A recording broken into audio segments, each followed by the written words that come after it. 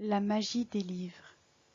Qui n'a pas gardé en tête des histoires lues et relues pendant son enfance? Pour moi, c'est le cas. Bonjour à toutes et à tous. Je me présente, Valérie Brondeau, auteure de livres pour enfants.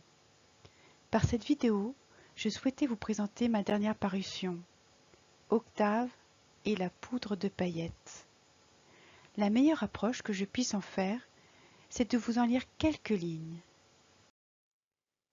N'hésitez pas à mettre en pause cette vidéo le temps de vous entourer de vos amis, de vos enfants ou encore de vos petits-enfants. Vous êtes tous prêts? Prêts pour cette lecture? Je ne vous fais pas patienter plus longtemps. Premier chapitre, mystère, mystère. Il était une fois un petit garçon aux cheveux châtain clair. Ses pommettes roses et ses grands yeux marrons lui donnaient un visage radieux et espiègle à la fois. Octave vivait heureux entouré de ses parents et de son adorable chien Nector, avec qui il passait beaucoup de temps à jouer dans le jardin. C'était un jardin immense que sa maman adorait entretenir et fleurir un peu plus chaque année. Un matin de juillet, ce jeune garçon constata en ouvrant les volets de sa chambre que le soleil était déjà bien présent. « Ah, c'est une belle journée qui se prépare, pensa-t-il. Soudain, son regard fut magnétiquement attiré par de la poudre dorée reposant sur le rebord de la fenêtre. Il était fasciné en observant ces milliers de paillettes, dorées, scintillaient notamment lorsqu'il bougeait sa main sous l'effet du soleil. Octave les trouva si belles. Soudain, il sursauta en entendant les aboiements de Nector, et toutes les paillettes s'envolèrent. Le chien posa les pattes sur le rebord de la fenêtre et Octave le caressa. « Tu ne vas jamais me croire, Nector, » confia l'enfant à son ami. « J'ai trouvé des paillettes sur la fenêtre. » Nector lécha les mains de son maître, et les quelques paillettes qui restaient sur la peau d'Octave se déposèrent sur la langue du chien. « Nector, tu as une langue en or !» s'exclama le jeune garçon. Octave riait de la situation. Il s'assit sur le rebord de la fenêtre et l'animal sauta sur ses genoux. « Tu viens de te réveiller, mon petit Zouzou ?» demanda Madame Fliss qui était dans le jardin. « Oui, maman, mais arrête de m'appeler Zouzou. Je viens d'avoir 8 ans, tu ne peux plus m'appeler ainsi. »« Tu seras toujours mon petit Zouzou, » insista Madame Fliss avec tendresse. « Et toi, tu seras toujours ma mamou, » répliqua le petit garçon. « Tu es adorable, mon Zouzou. »« Qu'est-ce que tu dirais de prendre un petit déjeuner sur la terrasse ?» suggéra sa mère. « Oh oui ! Tu viens, Nector ?» proposa l'enfant affamé. Le petit déjeuner se composait de lait avec des céréales, et Nector n'était pas loin, toujours prêt à rattraper les quelques céréales qui pouvaient tomber.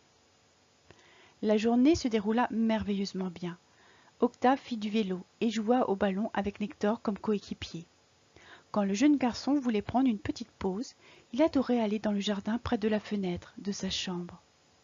Il aimait s'asseoir là, sur une grosse pierre, accompagné par Nector.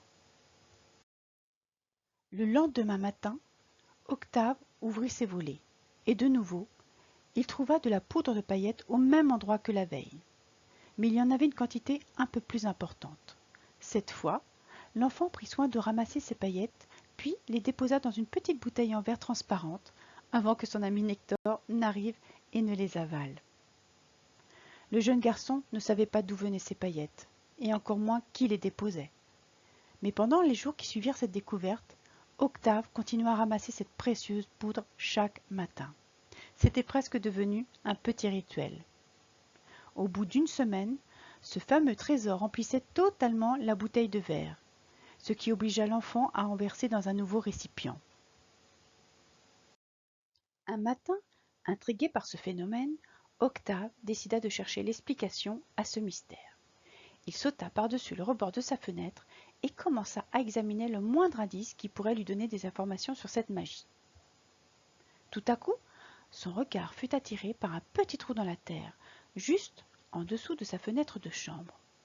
Ce trou était entouré de 3 tulipes, une jaune, une violette et une autre aux pétales vert clair. « C'est étrange, pensa le jeune garçon. Ma maman n'a pourtant pas planté de fleurs dans cet endroit du jardin. Seule de la pelouse recouvrait le terrain ainsi que la grosse pierre sur laquelle il s'asseyait si souvent. Octave se pencha et quelque chose d'encore plus extraordinaire l'intrigua. Il aperçut de la poudre de paillettes tout autour du petit trou. Toujours aussi étonné et curieux de sa découverte, il contempla d'un peu plus près les 3 tulipes. Et là, qu'est-ce qu'il découvrit?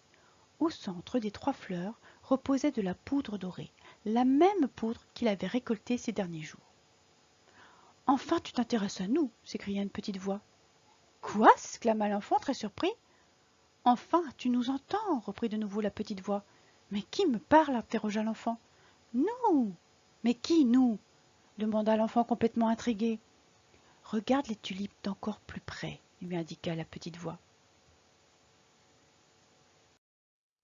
Octave s'exécuta en se penchant davantage, et à sa grande surprise, il aperçut dans chacune des tulipes de tout petits êtres. « Ça alors !» s'exclama-t-il. « Nous sommes les fées, Pim, Pam et Pomme, » expliqua l'un des petits êtres.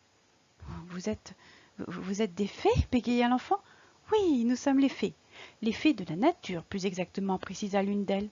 « Je dois être en plein rêve, » bredouilla le jeune garçon. « Pas du tout, Octave, » le rassura l'une des fées. « Vous connaissez mon nom en plus ?» demanda-t-il. « Bien sûr, nous te connaissons depuis que tu es né, » affirmèrent les 3 fées en chœur.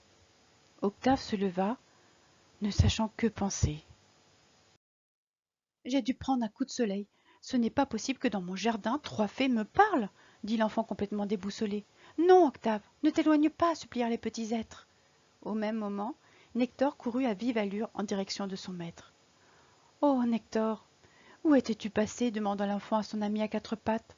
Le chien aboya et posa ses 2 pattes sur le buste du garçon.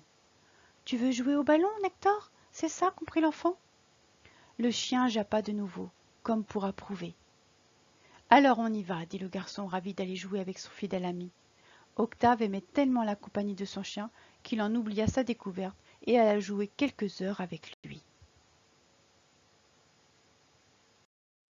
Je peux vous assurer qu'au fil des chapitres de ce livre, Octave et son fidèle compagnon vont vivre une aventure extraordinaire.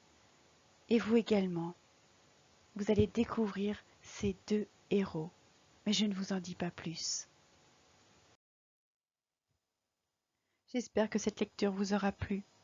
N'hésitez pas à consulter la bibliothèque du Vent des Lettres, l'éditeur qui vous propose 2 tomes de cette série, l'histoire de rêver, avec Cantali rencontre Pic-Pic et Octave et la poudre de paillettes. Vous y découvrirez également bien d'autres auteurs dont les livres vous permettront de voyager, de rêver, de vous évader tout simplement.